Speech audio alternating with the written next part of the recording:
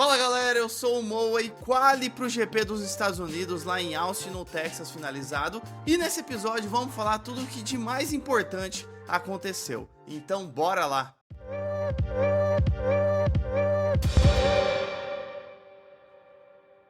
O GP dos Estados Unidos no Texas, em Austin. Eu até ia colocar uma música sertaneja aqui, mas você sabe, né, que os direitos autorais do YouTube não permitiriam. Mas seria perfeito começar esse episódio com uma música sertaneja para trazer essa questão do Texas, de Austin, mas mais especificamente do Texas, essa questão do cowboy. Tanto que vários pilotos no paddock da Fórmula 1 estão com um chapéu de cowboy, estão com roupas de cowboy, a maioria dos pilotos. O Daniel Ricciardo, que gosta de todo ano, né, colocar um chapéu de cowboy, dessa vez não foi só ele. Teve o Bottas, teve o Guan Yu Zhou, teve a dupla da Ferrari, não só com chapéu, mas colocando um bigode também, colocando aquele laço de peão, tudo para entrar no clima, né? No clima do estado ali dos Estados Unidos, do Texas. Além das vestimentas dos pilotos, outra novidade que a gente teve, uma novidade mega importante, é que nesse final de semana tá rolando também o 7º e último GP de 2023 da F1 Academy. E você, jovem gafanhoto, que não sabe o que é F1 Academy, F1 Academy é a categoria feminina da Fórmula 1. É a categoria só para mulheres do mais alto nível do automobilismo aí da Fórmula 1. Então, nesse final de semana, a gente tá rolando, ao mesmo tempo que a Fórmula 1 tá acontecendo, tá rolando também lá em Austin, no Texas, no Circuito das Américas, o 7º GP da F1 Academy. E graças ao bom Deus, alguém da FIA se tocou que a F1 Academy tem que ser transmitida, e a F1 TV tá transmitindo esse final de semana. Você que assina a F1 TV, você tá assistindo todas as sessões ali da F1 Academy. Inclusive no Twitter e no Instagram do Reaceleração, coloquei lá todos os horários da F1 Academy também. Lembrei por quê, né? Porque eu falei graças ao bom Deus. Porque os outros 6 finais de semana da F1 Academy desse ano, a F1 TV, não sei por que cargas d'água, decidiram não transmitir. Pô, tá de brincadeira, né? Transmite a F2, transmite a F3, tem que transmitir a F1 Academy também. Tá de brincadeira. Mas pelo menos eles estão transmitindo agora. Tomara que pro ano que vem, para 2024, transmitam todos os GPs. Mas bora lá falar então do quali. Como que foi esse quali aí, as 3 sessões pro quali e pro GP do domingo? Esse final de semana a gente tem sprint. Então, a sexta-feira, o quali classifica pro domingo, pro GP. Começando no Q1, durante o Q1 ali não tivemos muitas surpresas. Um track limits e outro para Ferrari, para algum outro piloto, uma volta ou outra deletada. Então, já tivemos um gostinho ali do que vai ser a sprint, o próprio quali, né? Mas a sprint e o GP do domingo vai ter track limits, não tem como. Tomara que seja mais próximo ao GP de Singapura, que a gente teve track limits, mas nas curvas 12, 13, 14 e 15 ali, mas entre 12 e 14 bastante. Na curva 5 lá de Singapura teve bastante track limits também. Mas no GP de Singapura teve track limits, mas não foi no número absurdo, vamos dizer assim. Como no GP da Áustria. No GP da Áustria é coisa de maluco, viu? O GP da Áustria é track limits a dar e vender. Então tomara que agora em Austin, no Texas, seja mais parecido com Singapura e menos com a Áustria. Mas nesse Q1 a gente já viu. Já tivemos aí vários momentos de track limits, mas que não afetou o Q1. Vou ser bem sincero aqui, minha opinião. Não afetou tanto o Q1. A novidade, a notícia do Q1 que eu queria trazer é o resultado dos eliminados. Os 5 eliminados no Q1. Nico Hülkenberg em 16º, Jovem Alonso em 17º, Albon em 18º, Stroll em 19º e Logan Sargent em último. Assim, o Sargent em último a gente já esperava, né? E vou ser bem sincero, até bati no meu volante aqui. O Sargent em último, vou ser bem sincero, que para nós brasileiros é até bom, porque quanto mais em último ele ficar, mais chance do Drugovich entrar no lugar dele. O que é triste, né? É que o Sargent tá correndo em casa. O Sargent, um piloto americano, correndo em casa e ficando em último no quali, pô, bad demais. Mas os comentários que eu queria trazer, primeiro o Hülkenberg ficando no Q1 e o Magnussen passando pro Q2. Geralmente é o contrário que a gente tem visto esse ano. O Hülkenberg se classificando muito bem às vezes e o Magnussen ficando para trás. A Haas trouxe algumas mudanças ali no seu carro. Então, vai saber, né, se essas mudanças no carro prejudicaram o Hülkenberg e acabaram favorecendo o estilo de pilotagem ali do Magnussen. Vamos ver. Outro comentário é o Albon ficar no Q1. O Logan Sargent, beleza, da Williams, né? A gente até fala, o Logan Sargent tá mandando mal esse ano, né? Agora, o Albon ficar no Q1, o Albon geralmente passa pro Q2. A maioria dos GPs ali, ele tá passando pro Q2. Dos qualis, quer dizer. Então, surpresa, as duas Williams. Uma beleza do Sargent, mas o Albon, surpresa ele ficar no Q1. E os outros dois comentários são as Aston Martins do Stroll, que, triste dizer isso, mas a gente já meio que esperava também, né? E aí volto a dizer, quanto mais o Stroll mandar mal, bom para nós brasileiros, porque mais chance do Drugovich entrar no lugar. A novidade não foi nem o Stroll, foi o jovem Alonso ficar no Q1. Então já ficam várias dúvidas na nossa cabeça, né?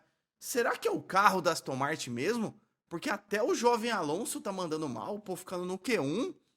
Estranho. E um comentário aqui, uma curiosidade. O Alonso era o único piloto dos 20 do grid que tinha passado por Q3 em todos os qualis desse ano. Todos. Era o único. Agora caiu por terra esse número aí do Alonso em 2023. Como ele ficou no Q1 agora pro GP dos Estados Unidos, então esse recorde dele, vamos dizer assim, foi quebrado. Fomos pro Q2 então, sem muitas novidades, só um aperto que alguns pilotos passaram ali no finalzinho do Q2, principalmente o Hamilton, que já estava acabando o cronômetro e ele não tinha marcado volta rápida. E lembra que eu falei do track limits? Então, deixar volta pro último segundo, pro estouro do cronômetro de uma sessão do quali é muito arriscado, porque você tem que ir ao máximo da sua performance de guiar e do carro, e ao mesmo tempo você não pode passar do track limits. Então é um problema. Mas, fora isso, não tivemos tantas novidades assim durante o decorrer do Q2. Vamos para os resultados, que aí vem os comentários. Os 5 eliminados no Q2 foram Yuki Tsunoda em 11º, Guan Yu Zhou em 12º, Valtteri Bottas 13º, Magnussen em 14º e o Daniel Ricciardo em 15º. Então, as duas AlphaTauris acabam ficando, né? Já se esperava que o Ricciardo ia ficar numa posição abaixo do Tsunoda. Pô, o Ricciardo ficou, acho que, se eu não me engano, 3 GPs, 3 finais de semana de Fórmula 1 fora por causa de uma lesão na mão que ele teve lá no GP da Hungria. Durante os treinos ali, aquela questão com o Piastri, em uma das curvas, aquela curva que é toda, não lembro o número da curva, mas aquela curva que é toda inclinada. O Daniel Ricciardo acabou tendo um incidente ali, então já se esperava que ele ia ficar um pouquinho atrás do Tsunoda. Depois o Magnussen ficando no Q2, né, que também já era esperado, na verdade era esperado ele ficar no Q1 e o Hülkenberg ficar no Q2, mas acabou ficando. E os dois carros da Alfa Romeo, que também era esperado, né? É uma equipe que tá bem no meio do pelotão ali. Mas o comentário do Q2, eu quero fazer e mostrar agora. Olha aqui a classificação do Q2, meu povo. Olha quem que tá na 10ª colocação. Passou pro Q3, mas olha aqui. Sérgio Pérez ficou em 10º. Vamos mostrar o tempo aqui do Pérez. O Pérez fez 1:35.679 no Q2. Essa coluna que tá Q2 Lap Time. Então, ó, o Pérez fez 1:35.679.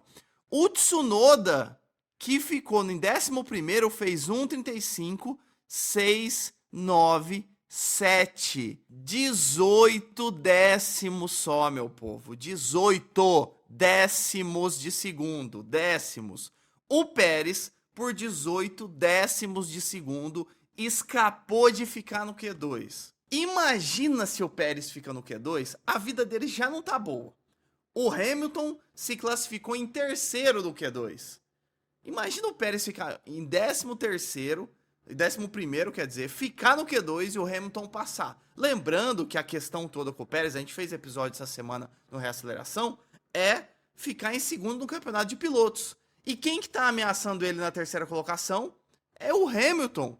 Em quarto tá o jovem Alonso. Mas o jovem Alonso não tá bem, a Aston Martin não tá bem. A Mercedes está em crescente, tá numa crescente, tá crescendo. Então, meu, se o Pérez fica... Ele passou desapercebido, o Pérez, nesse quali. A gente vai falar já já. Mas se ele fica no Q2, ele ia ter tudo que ele não quer. Os holofotes pro lado dele de uma maneira ruim. Então fomos pro Q3. Q3 é emocionante como sempre, né? As primeiras voltas dos pilotos geralmente são só pra dar um gás ali. Na verdade, geralmente os pilotos no Q3 não tem muito tempo, né? Eles fazem 2 tentativas só. Então a primeira tentativa foi tranquila, vamos dizer assim. E a segunda foi por tudo ou nada. Tranquilo o que eu quero dizer. Teve gente que não marcou tempo, teve track limit sim, mas já era esperado. O que a gente realmente espera do Q3 é a última tentativa de todos os qualis, mas principalmente no Q3, né, que vai dar a pole position para um dos 10 pilotos que passaram para essa sessão. Então, todos os pilotos foram passando, Hamilton fez uma boa volta, Norris fez uma ótima volta, e foi indo, até que o Leclerc fez uma ótima volta, não teve track limits. O Leclerc e o Hamilton, que já vinham fazendo voltas boas, junto com o Norris também. Russell tinha surpreendido em um dos Q aí, no Q1, no Q2, ele tinha feito boas voltas também, mas no Q3 ele não estava mandando tão bem assim. Então foi lá. Leclerc fez a volta mais rápida, tava com a pole provisória, só que quem vinha? Max Verstappen. O Verstappen na sua última tentativa errou sozinho, errou na curva 1. Então, quando um piloto erra, ele perde um pouquinho o carro em uma das curvas, e esse GP lá em Austin, né, esse circuito das Américas lá no Texas, é um circuito, meu, que se você errar um pouquinho uma curva, nossa, você vai ter que lutar demais para ganhar, para tentar compensar e fazer uma volta boa. E o Verstappen sabia disso. Quando ele errou a primeira curva, aquela curva para a esquerda bem fechadinha, aquela curva cega que você não vê ela, né? Como é numa subida, você não tá vendo a curva até você entra na curva sem ver ela, reto, você vira o volante sem ver a zebra ali, sem ver a curva, só na hora que você já tá no meio dela que você enxerga. Meu, é muito difícil fazer essa curva. Você que joga o F1 23 tá ligado que é difícil demais fazer essa curva lá em Austin. Verstappen errou e aí ele foi tentando compensar. E aí você sabe, né? Quando o piloto tenta ficar compensando um erro lá de trás, a chance dele escapar, dele bater, de ter track limits é gigantesca. Dito e feito, curva 19 no finalzinho do circuito já lá de Austin, o Verstappen acabou escapando um pouquinho na curva 19 e teve sim, ele escapou para a zebra, foi além da faixa branca e acabou tendo aí o seu track limits, aquela sinalização de track limits, escapou os limites de pista, que é a faixa branca em volta ali. Eu tô mostrando imagem aqui para você ver. Ele acabou escapando e ele fez a pole position, ele terminou a volta, fez a pole position na frente do Leclerc, mas na transmissão a gente já viu que ele tinha passado dos limites de pista e ele recebeu a flag, a bandeira ali de track limits, teve a volta deletada. Com isso, o Verstappen foi de primeiro para sexto. Volta deletada do Verstappen. Charles Leclerc, pole position para o GP dos Estados Unidos, lá em Austin, no Texas. Pole position para o Charlinho. Os 3 primeiros foram Charles Leclerc, Lando Norris e Lewis Hamilton. Meu, isso aí já deu uma esperança pra gente, né? Será que vamos ter outro GP de Singapura? Ferrari, McLaren e Mercedes brigando com o Max Verstappen vindo lá do pelotão de trás? Tomara. Mas vamos falar como ficou o grid de largada lá pro domingo. Como a gente falou, Charles Leclerc em primeiro, pole position, 1:34.723. Depois Lando Norris em segundo, Hamilton em terceiro, Sainz com um ótimo resultado na quarta colocação e a Mercedes de Russell na quinta. E como a volta do Verstappen foi deletada, ele só tá na sexta colocação. Olha só que legal, a gente tem uma McLaren, 2 Ferrari e 2 Mercedes na frente do Max Verstappen para essa largada no domingo lá em Austin. Depois, as duas Alpines, ótimo resultado também, Gasly e Ocon em sétimo e oitavo.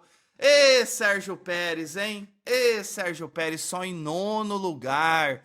Resultado ruim, mas pelo menos o Pérez passou desapercebido. Ninguém comentou muito dele nesse quali. E é isso que ele quer, pra te falar a verdade, viu? O problema é que ele vai largar em nono e o Hamilton em terceiro. Lembra do campeonato de pilotos que eu falei? O Pérez vai ter que escalar o pelotão, viu? Vai ter trampo. E depois o Piastri com uma posição não tão boa, também lá na 10ª colocação. E depois do 11º do 11º ao 20º, a gente já comentou, né? Tsunoda, Guan Yu Zhou, Bottas, Magnussen, Ricardo, Hülkenberg, Jovem Alonso, Albon, Stroll e Logan Sargent, o inimigo da última posição, o Latifi da nova geração, lá em último. Então é isso, galera. Se gostou do episódio, deixa um like para ajudar a gente no Reaceleração. E não se esqueça, né? Gosta de Fórmula 1? Clique no botão aqui, siga, se inscreva para não perder nada do melhor automobilismo do mundo. Então é isso, valeu, falou!